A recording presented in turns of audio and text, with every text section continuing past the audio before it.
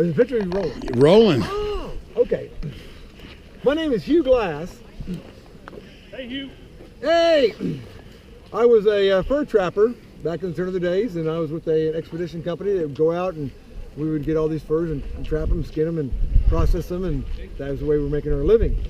Well, I was out one day and working out there in the woods a little bit, and I'm hearing some noises, kind of looking around me and trying to figure out what it is, you know.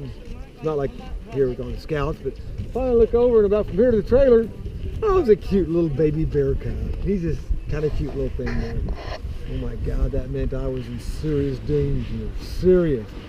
The reason being is, if I see the cub, Mama has been watching me for a while, and she smelt me for a while, and then also I had no idea where she was. Well, at that point, there's a dozen ways that I could do that wrong to get out of that situation, and I did.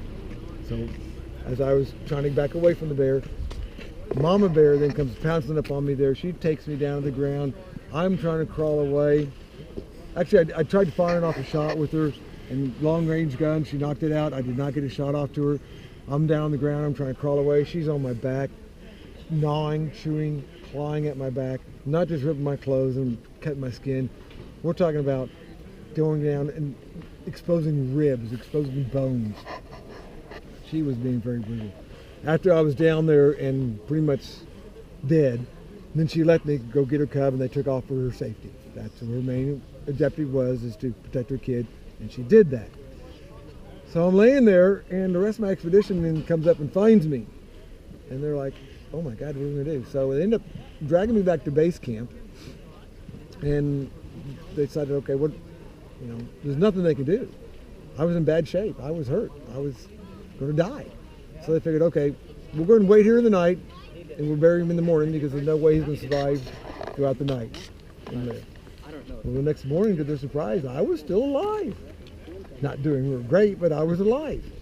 So they waited around until later on the day, and they decided, okay, we can't hang around here. This is Indian territory.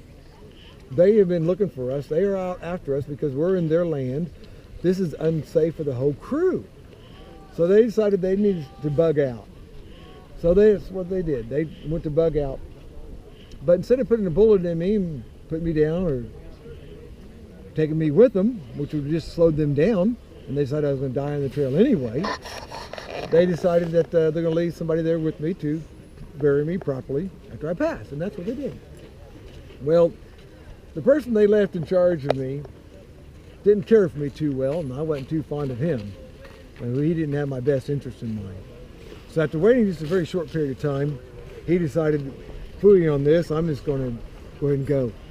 So he didn't want to put a bullet in me because it could arouse the Indians and tell them where they are and jeopardize them more.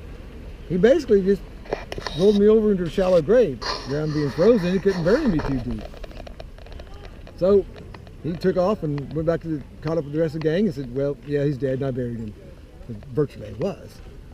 I ended up crawling out of that hole, getting some berries, getting leaves, putting them on my wounds, doing what I could, trying to survive. And I actually made my way back to the fort. It's 200 miles that I traveled in that condition. I didn't have a weapon, didn't have a flint and steel with me, didn't hardly have anything with me, and being as fatally wounded as I was. But when I walked into that fort, almost crawling into the fort, the main guy that left me there for dead, when he looked at me and saw me, the look on his face was priceless. It's like he'd seen a ghost. He thought I was dead, so I might as well have been a ghost. But it was me in the flesh. I did not get revenge upon him. I did not seek justice. I just did not take it out on him. I was not happy with him, and I sure let him know it in a few vulgar words.